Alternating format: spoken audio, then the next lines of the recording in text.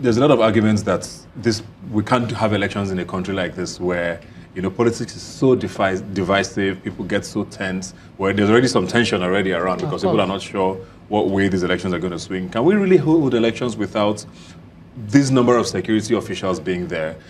Considering that they're also there to help prevent misconduct. And secondly, all of these are allegations, really, until the court proves otherwise, isn't it? The allegations of Osun State not being fair. Just as you said, of course, when the first election was, it was peaceful. And when the rerun was also held, because it was not fair and fair. And subsequently, when we think of the 2019 election, I don't really think we can have a fair and fair election. I don't really think. Of course, the case is still in court, and I think we need to improve. I think, let me just bring up the issue of the electoral bill, too, that is yet to be signed by the president. If the electoral bill is actually signed, it will help in reducing the rigor of election in Nigeria. Of course, I don't know why the president is insisting not to sign the bill. I think the bill, if the bill is signed, it will really go a long way in ensuring that Nigeria has a free and fair election.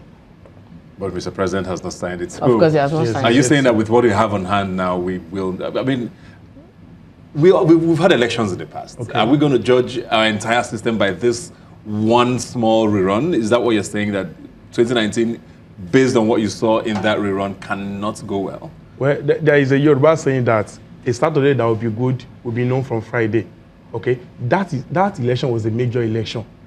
That election was a test on the preparedness of INEC and the security agency. But that election, going by the verdict, it shows they were not prepared enough. An election whereby talks took over the place. And I could remember that the INEC came on Twitter to report cases whereby the military were being biased and the police. I don't know whether they later deleted the tweet or not, but INEC themselves had to complain. So for it to reach a level where INEC will complain about the role of umpires like the police and the military, then we have something to worry about concerning 2019. Let's move on now to another politician who's caught a lot of heat, but interestingly, seems not to be shaking. The governor of Kano State, Ganduje, and all of the videos that kept rolling out in 2018. It looked like at the beginning he was going to be, at some point, impeached, maybe, if he doesn't resign. But I don't know. The noise has gone down. People have moved on to elections. And are you surprised by the way things have turned out with that? Of course, I'm really surprised. I mean, the media have really done well in ensuring that leaders are held accountable. Of course, Jafar, the publisher of the Daily Nigerian, who did this story, actually, of course, he took risks. And the House of course, Ganduje has immunity. The FCC has no right to probe him. But the House of Assembly knows that he actually collected the bribe. So, of course, I think he should have been impeached. And, of course, experts who actually saw the video said it was not doctored. Of course, there was an initial allegation that the videos were doctored, but it was not doctored. But all these things are allegations still. Okay. Whether we like it or not, the person in the video says he's not the one. No court of competent jurisdiction has said, okay, this is the person. Okay. So there's really no indictment yet. So whether we like it or not, these are still allegations flying around. Okay. But there's still the fact that things are just unclear, the entire situation. What should Nigerians be doing with situations like this now? I'm not even talking about security operatives now or the EFCC. As Nigerian people, how do we hold people like this accountable when things like this happen? Because it looks like, okay, well, it's going to happen and nothing's going to happen and they will just move on. Okay. What should we be doing in situations like this? Okay, it is very difficult to hold people accountable when the institutions that are meant to support our activism are failed. Yeah. Now, the governor of Kano State is having issues with that, with the bribery video. I've watched the videos, about 12 series. Okay, the governor kept mute on that video. He was summoned by the assembly. He did not show up.